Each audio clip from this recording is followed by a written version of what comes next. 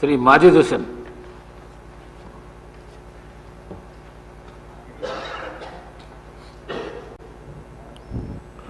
Speaker साहब, मैं तहे दिल से शुक्रगुजार हूं कि आपने जीरो ओवर में मुझे मौका दिया। मैं आपके जरिए से हुकूमत के सामने ये बताना चाहता हूं साहब कि नामपल्ली हलके में मेजर गवर्नमेंट हॉस्पिटल से जो रियासत तेलंगाना के सबसे बड़े हॉस्पिटल है, एक है MNJ कैंसर हॉस्पिटल, दूसरा है नीलोफर चिल्ड्रंस हॉस्पिटल, तीसरा है सरोजनी देवी हॉस्पिटल और एक सबसे बेहतर परफॉर्मिंग नामपल्ली वार्ड हॉस्पिटल है साहब, जिसके ऊपर हुकूमत की नजर होना सख्त जरूरी है। नामपल्ली एरिया हॉस्पिटल में करीबन 500 से ज्यादा आउट पेशेंट्स हर रोज आते हैं और उसका आउट पेशेंट वार्ड तकरीबन पूरा कंजस्टेड हो चुका है और वहां पे जो गरीब आता है उनके लिए कई दुश्वारियां वहां पे हो रही है और खास तौर से वहां पे जो डॉक्टर्स के पोस्ट है, चाहे वो नामपल्ली एरिया हॉस्पिटल रही है या नीलोफर रही है या सरोजनी और MNJ, कई डॉक्टर्स के पोस्ट वेकेंट है और जो प्रेजेंट डॉक्टर्स हैं उनके ऊपर बहुत ज्यादा प्रेशर बढ़ गया है इतने ज्यादा नंबर्स को कैटर करने के लिए। मेरी आपसे दरख्वास्त है साहब कि ये ऐसे हॉस्पिटल्स हैं जो तेलंगाना के ज्यादातर गरीबों के जो मेजर बीमारियां हैं और जो बच्चों का इलाज है यहां पे हो रहा है और हमें उन डॉक्टर्स का प्रेशर कम करना है और वहां के गरीबों के साथ ठहरना है। मेरी आपसे अदबन गुजारिश ये है साहब कि इंचार्ज मिनिस्टर साहब के साथ, हेल्थ मिनिस्टर साहब के साथ एक फौरी एक रिव्यू मीटिंग इन हॉस्पिटल्स के लिए रखी जाए।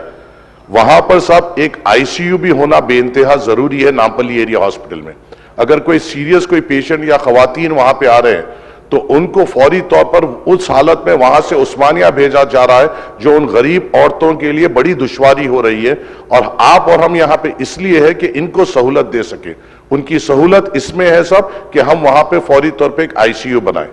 उसी के साथ साथ नीलोफर चिल्ड्रंस हॉस्पिटल जो हिंदुस्तान का सबसे बड़ा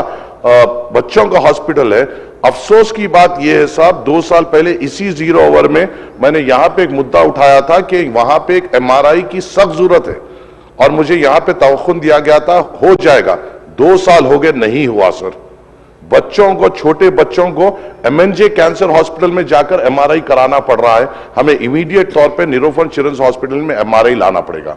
इसके साथ बस एक छोटी एक हट के बाद सब, यहां मेरे नामपल्ली हलके में एक वोकेशनल जूनियर कॉलेज जो बाजार घाट में है सर, ये चीफ मिनिस्टर साहब के अंडर में आता है एजुकेशन डिपार्टमेंट। पिछली बार बारिशों में हर एक मीडिया ने रिपोर्ट किया है कि ये पर्टिकुलर कॉलेज पूरा डिलैबरेट कंडीशन में है और यहां पे जो बच्चे पढ़ रहे हैं इनकी जिंदगियों को खतरा है सर। उतना बड़ा इश्तिहारात पर अखबारात में आए, तेलुगु मीडिया में आए, मगर अफसोस की बात है साहब हमारे लिए कोई ओहदेदार वहां पर आगे बढ़कर उसके लिए क्या इक़दाम लेना चाहिए, किस तरीके से जल्दी उसका सैंक्शन लेते हुए वहां पे एक तामीराती काम शुरू करना चाहिए, इसके ऊपर इक़दाम नहीं ले रहे हैं सर। खुदा ना खास्ता कुछ हादसा होगा, कोई ऑफिसर बदनाम नहीं होगा सर, कोई ऑफिसर पे उंगली नहीं उठेगी सर। उंगली उठेगी तो ऑनरेबल उनके ऊपर उठेगी जिनके उसमें ये पोर्टफोलियो है सर, और जो हम नहीं चाहते सर, क्योंकि हम उनकी इज्जत करते हैं। हम ये चाहते हैं साहब ये मुद्दों पे सीरियसली तौर पे नोट लिया जाए, एक रिव्यू मीटिंग इंचार्ज मिनिस्टर साहब के जरिए से इन 3-4 हॉस्पिटल की बुलाई जाए, वोकेशनल जूनियर कॉलेज को इमीडिएट सीरियस तौर पे लेते हुए वहां की जो सैंक्शन अमाउंट, मेरे हिसाब से साहब डिप्टी चीफ मिनिस्टर साहब के पास 2 बार वो फाइल आई वोकेशनल जूनियर कॉलेज की, अगर उसकी मंजूरी मिलती है तो अपने गरीब बच्चे जो माशी तौर पे कमजोर है,